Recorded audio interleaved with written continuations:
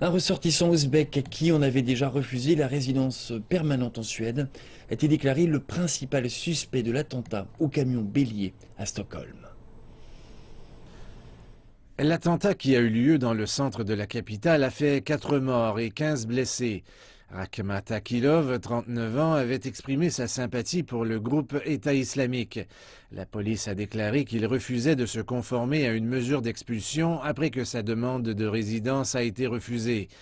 Les autorités croient également qu'Akilov conduisait le camion bélier lors de l'attentat.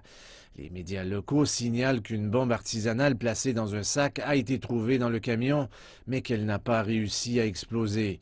Pendant ce temps, le premier ministre suédois, Stefan Löfven, s'est engagé à faire respecter les mécanismes de déportation du pays.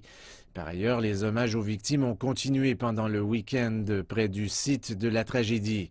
À Oslo, en Norvège, la police armée a fait exploser ce qu'ils ont décrit comme un dispositif qui ressemblait à une bombe artisanale dans la capitale norvégienne samedi soir.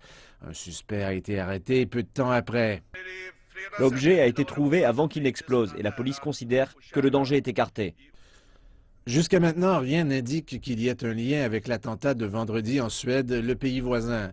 Cette vidéo de surveillance montre l'instant précis où le camion se dirige dans une rue piétonne et les gens affolés qui tentent de se mettre hors de danger. L'artère est maintenant rouverte et les hommages aux victimes continuent. Quelques 25 000 personnes se sont rassemblées près des lieux de la tragédie pour appeler à l'unité dimanche après-midi. L'organisateur est un réfugié iranien. C'est quelque chose de terrible pour moi parce que je suis venu dans ce pays, il m'a accepté à bras ouverts. J'ai appris la tolérance et l'ouverture. La police a maintenant arrêté un deuxième suspect. Selon la police, le ressortissant ouzbek de 39 ans est déjà détenu. C'est un demandeur d'asile dont le dossier a été rejeté. En 2014, il a demandé un permis de séjour en Suède. Nous savons qu'en juin 2016, cette demande a été rejetée par l'agence des migrations. Les autorités disent qu'il avait manifesté un certain intérêt envers le groupe terroriste État islamique. Ce n'est pas nécessairement suffisant, selon un expert en terrorisme, pour être placé sous surveillance constante. Il est là depuis un moment. Il savait qui il était. Mais encore une fois, ce n'est pas une garantie. Vous savez, vous ne pouvez pas surveiller les gens tout le temps à moins que vous ne disposiez de ressources importantes. Et ici, vous n'avez manifestement pas accès à ce genre de ressources. Les similitudes avec l'attentat terroriste de décembre à Berlin vont bien au-delà d'un camion détourné. Les événements relancent le débat très controversé sur l'immigration.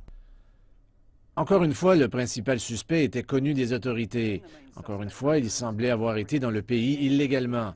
Cela soulève certaines des mêmes questions qui ont été posées il y a moins de 4 mois, pas tant pour savoir si le véhicule aurait pu être arrêté, mais c'est plutôt de savoir si le conducteur aurait dû pouvoir se rapprocher du véhicule.